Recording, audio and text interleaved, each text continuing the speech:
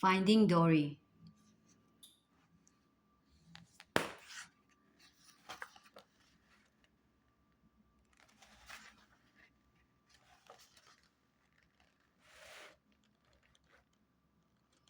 Dory was a little blue tang. She lived with her parents in a beautiful coral cave surrounded by seagrass. From a very young age, Dory had trouble remembering things. Hi, I'm Dory, she would say when she meets someone new, and then she should tell them that she had short-term memory loss. Dory parents worried about their forgetful daughter and did everything they could to stop her from getting lost. But one day, Dory got separated from her parents and couldn't find her way back home. Before long, she was lost and alone. It was getting dark, so Dory swam under a rock and tried to sleep. Just keep swimming, she sang quietly to herself as she closed her eyes. Dory just kept on swimming and swimming, getting farther and farther away from her home. The time passed and Dory grew up, but she still asked every fish she met if they had seen her parents. None of them had. Hi, I've lost my family, Dory would say. Can you help me? Where did you see them last? The fish would ask. Well, uh, funny story, but I forgot. Poor Dory had forgotten where she came from and why she was lost. One day, while Dory was swimming along, she looked up and saw a boat speed by above. Just then, she swam headfirst into a clownfish, who was yelling something about his son, Nemo. They took him away, the clownfish cried. I have to find the boat. A boat? Said Dory. Hey, I've seen a boat, Dory and the clownfish, whose name was Marlene, swam off towards the boat in search of Nemo.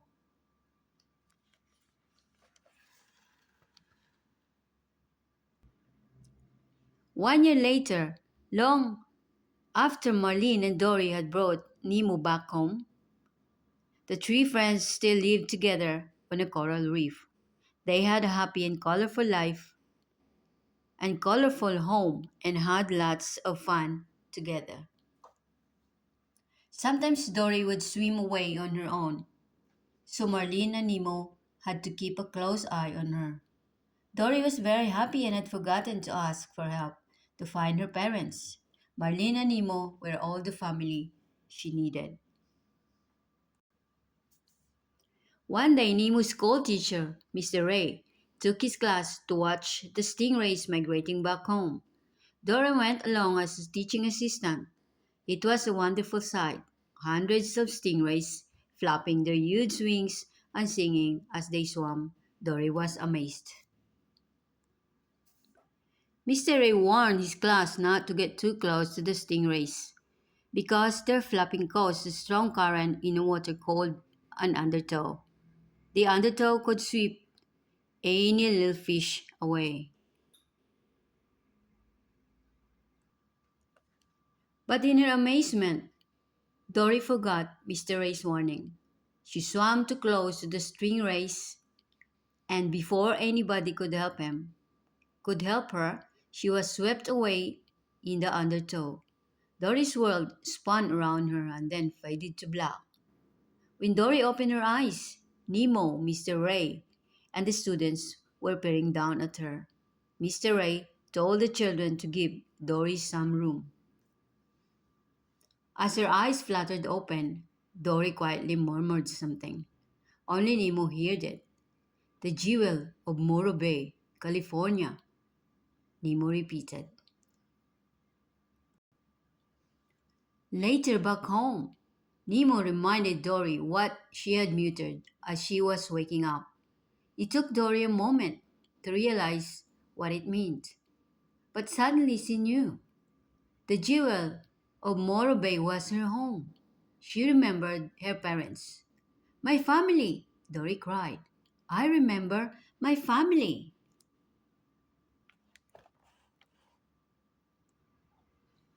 All these sudden memories sent Dory into a spin.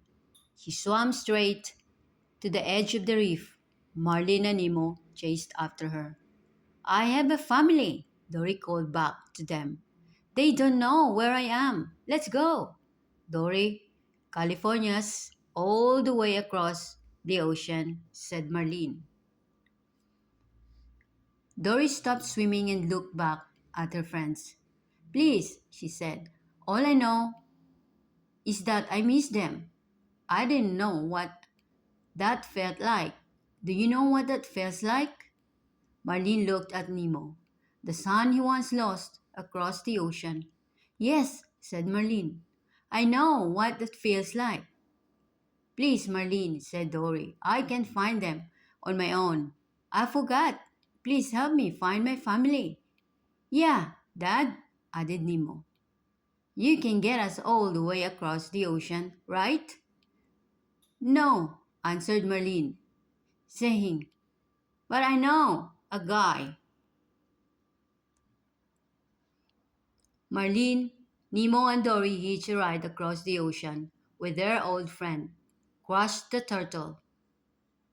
When they arrived in the Morro Bay, they found themselves surrounded by rubbish. This feels familiar, said Dory. Dory suddenly remembered something else.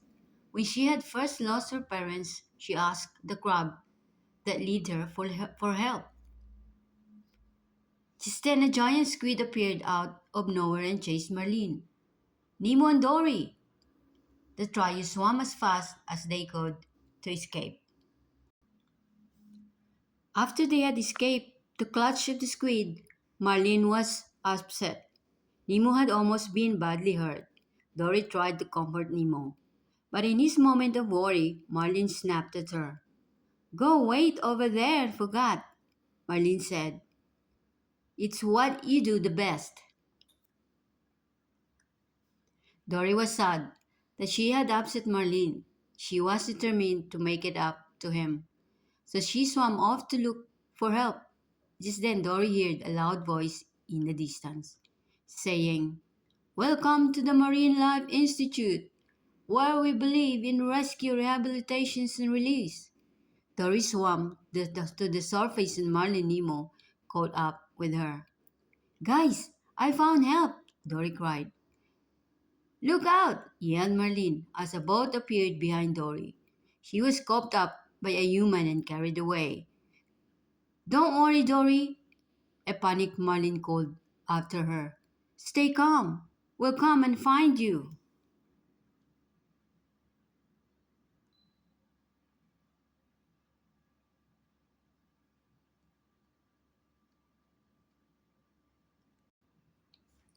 The next thing Dory knew, she had the tag clipped to her fin and was dropped into a tank. Suddenly, an octopus appeared. He had one tentacle missing. She was a septopus. He reached one of his long tentacles towards Dory. Name's Hunk, he said. Hunk explained that Dory was in quarantine and the tag was transport tag. It meant she was going to an aquarium in Cleveland. Cleveland? Gasped Dory. No, I can't go to the Cleveland. I have to get to the Jewel Morro Bay, California. That that's the place, said Hank. The Marine Life Institute, the Jewel of Morro Bay, California. You're here. Hank wanted Dory's orange tag so that he could go and live on his own in a glass tank in Cleveland. He didn't like living with other fish. Dory explained that she needed to find her parents. So Hank grumpily agreed to a deal. He would help Dory and then she would give him the tug.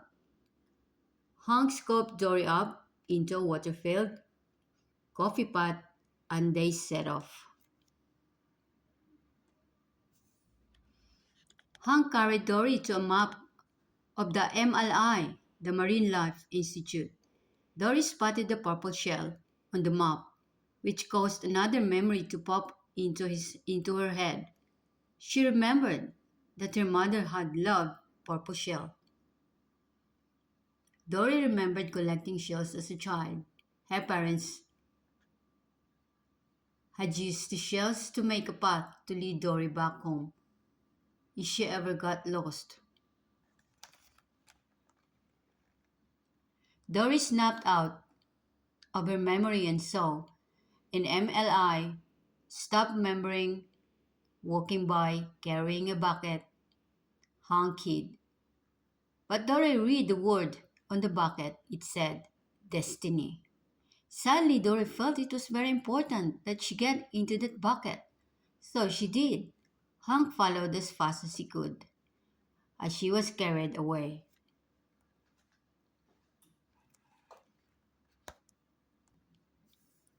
Dory was tipped from the bucket into a large pool, and Hank followed close behind. The pool was home to a giant whale shark called Destiny, who couldn't see very well and often swam into walls. Her neighbor was a beluga whale called Bailey. He was at the MLI because he had bumped his head. He thought he had lost his echolocation ability, which helped him to see things that were far away. Destiny realized that she had known Dory when they were young. Dory had lived in the open ocean exhibit, and they used to talk to each other through pipes. Dory had to get to the open ocean exhibit. She was sure that's where her parents would be.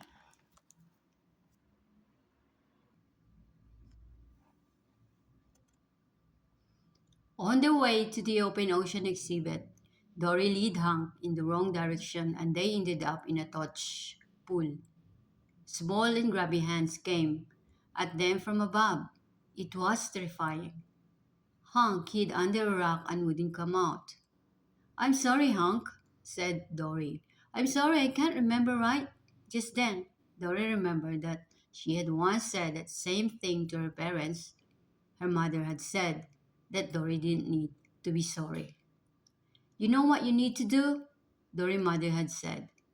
Just keep swimming. Hank, we've just got to keep swimming, Dory cried. But Hank still didn't want to move. I know you're scared, said Dory, but you can't give up. Follow me. Dory grabbed Hank's tentacle and they raced across the touch pool. But one of the children poked Hank. This caused his octopus ink to ooze out and turned the whole pool black. The kids all shouted in shock and ran away. Hank and Dory weren't in danger anymore. Wow, said Hank, stunned. You got us out of there.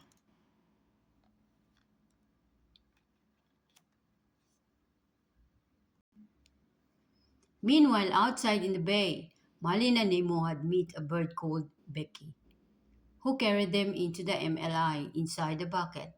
Marlin was terrified, but he knew it was the only way to find Dory. Inside the MLI, before reaching the exhibits, Becky spotted some spilled popcorn in the ground. She left Marlin and Nemo hanging on a tree branch and flew down for a feed. Marlin nudged the bucket forwards until the branch pulled under the weight, and the two fish were flung into the tank the gift shop at the gift shop. They didn't know what to do next. They were very worried about Dory. She would definitely have an idea of what to do if she were here, said Marlene. I don't know. I don't know how she does that.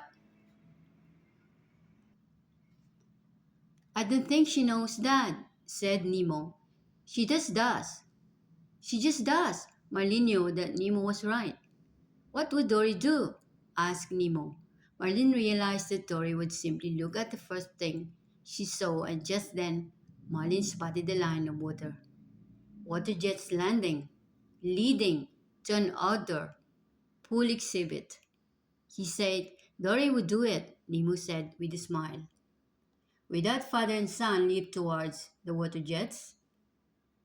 Each jet propelled them on to the next until they landed safely in the exhibit. They made it. At that moment, Hank and Dory had finally reached the open ocean exhibit. Dory couldn't believe she was about to meet her parents. She turned to Hank. They're actually down there, aren't they? I hope I can find them. Knowing you, said Hank, I'm liking your chances. Now go get your family. With that, Dory gave Hank her transport tag and Hank dropped her into the water tank. Dory swam down through the clear, cool tank and the bottom. She spotted a trail of shells just like the ones she remembered from her childhood. This is her home. Just then, Dory saw a purple shell near an entrance to a pipe. She remembered that her parents had warned her not to go near the pipe, as the strong undertow could carry her away. Dory remembered with a shock that she had tried to collect this purple shell for her mother and been sucked into the pipe. It was my fault, Dory whispered. My parents, I lost them. Dory didn't know what to do next. This was her home, but there were no blue tanks here. A small crab told Dory that all the blue tanks had been taken to quarantine, ready to be shipped to the aquarium in Cleveland. What? No, cried Dory. But I just got here. The crab told Dory that it was easy to get to quarantine through the pipes. It's two left and the right, the crab said. Dory looked at the pipe entrance, gathered her courage, and squeezed through the gate into the darkness. Okay, she told herself, I can do this. Two left and a right. But before long, Dory forgot how many left she had already taken. She was lost. She began to panic. But then she remembered her friends, Destiny and Bailey. She could call to them through the pipes. Destiny! Dory called in her best whale voice. Dory? A voice answered. It was Destiny. Destiny had an idea. Bailey could use his echolocation to find Dory and gave her directions. He just had to make an "oh" sound, and echoes would come back to him from far away. It was like seeing a picture in his head. Bailey still believed his echolocation was broken, but Destiny soon convinced him to try. After a few attempts, it finally worked. He could see Dory and the whole pipe system. He began to give Dory directions. Dory followed Bailey's direction and bumped straight into Marlin and Nemo. They had swum into the pipes to search for their friend. You found me, Dory cried. Marlin wanted them all to head home, but Dory stopped him. My parents are here, she said. You found your parents? Nemo asked, amazed. Dory explained everything that had happened, and the three of them made their way towards quarantine. The journey was much easier now that Dory had some company.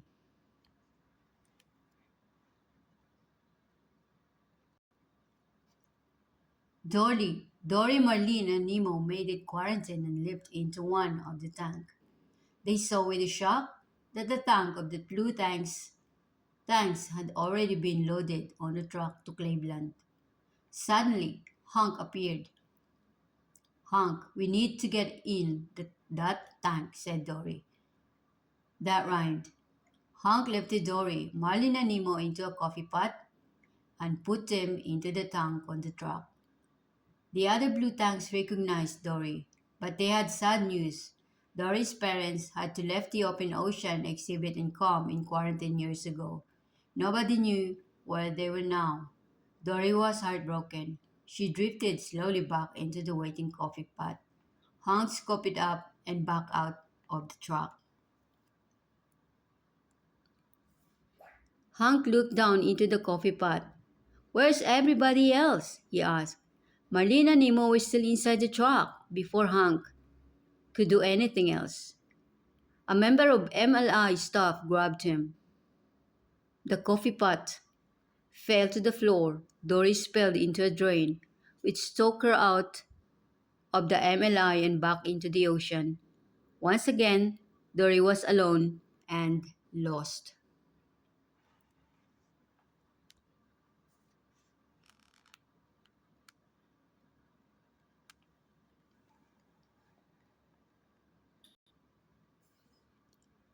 In the bay outside the MLI, Dory swam through the water with no idea what to do. She began to panic. She was scared that she would forget everybody again. But then Dory spotted something. It was a trail of shells. Dory liked shells, so she followed the trail. Just then, two shapes emerged from the darkness. It was her parents.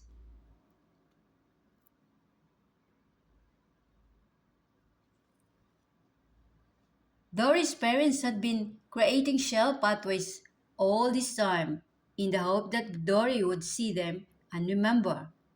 It's you! It's really you! Cried Dory as she burst into tears. Oh, honey, you found us, said Dory's mom. And you know why? You found us!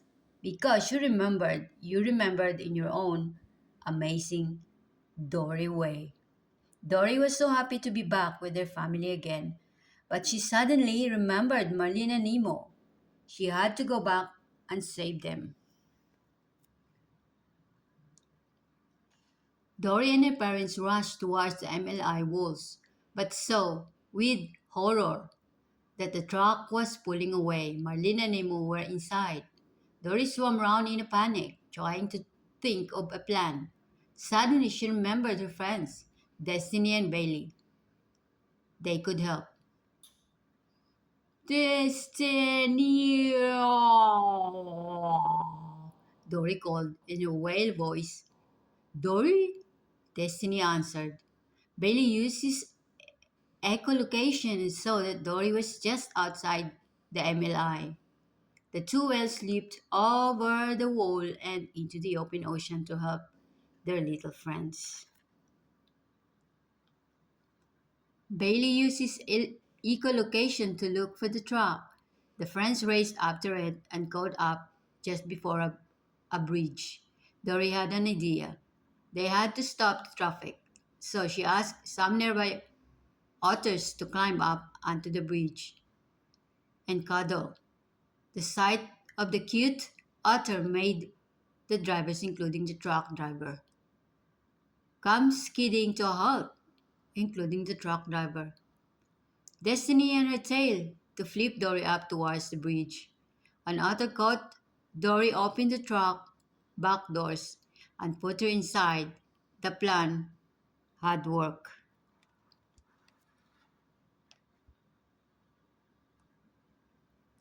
Inside the truck, Dory was surprised to see Hank. He had snaked on board. He left Dory into the tank with Marlene and Nemo. You came back, cried Nemo. Of course, Dory said. I couldn't leave my family.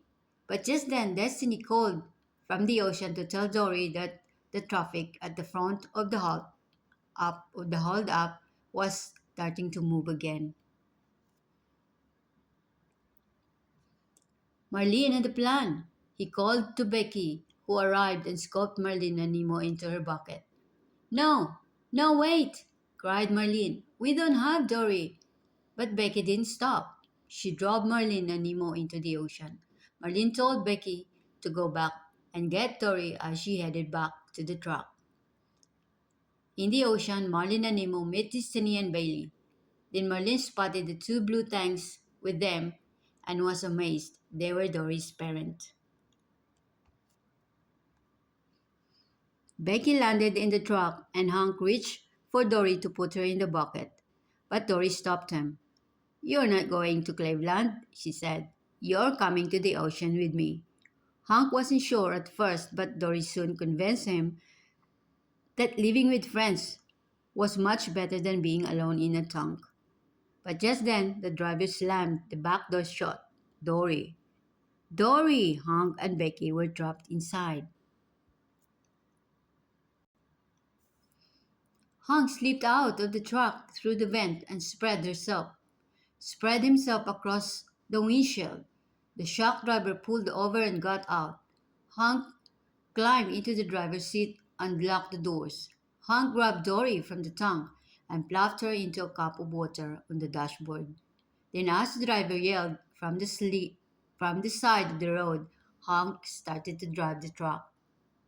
Hank said, Dory, I'm going to ask you to do something crazy. Hank smiled. He knew what to do. Back in the water, Dory's family watched as Hank drove the truck off the bridge and into the ocean.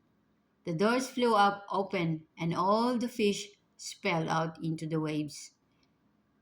They were free.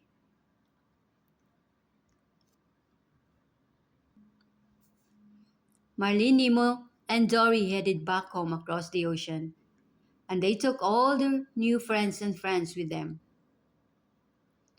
Family and friends with them. Hank, Destiny, Bailey, and Dory's parents all lived together in their new home. Dory was happier than she had ever been. She could now swim off on her own sometimes because she always remembered how to get back to her huge family. I'll see you in a while, guys, Dory said one day. I've got something I want to do.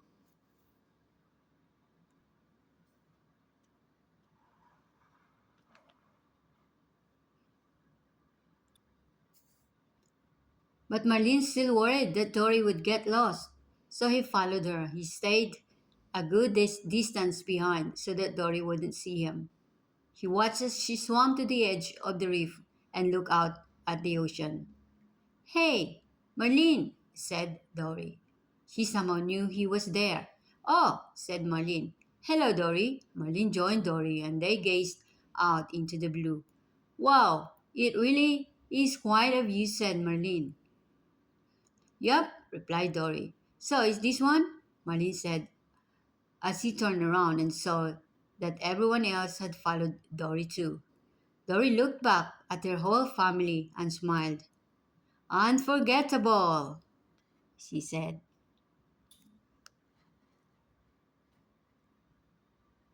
The end.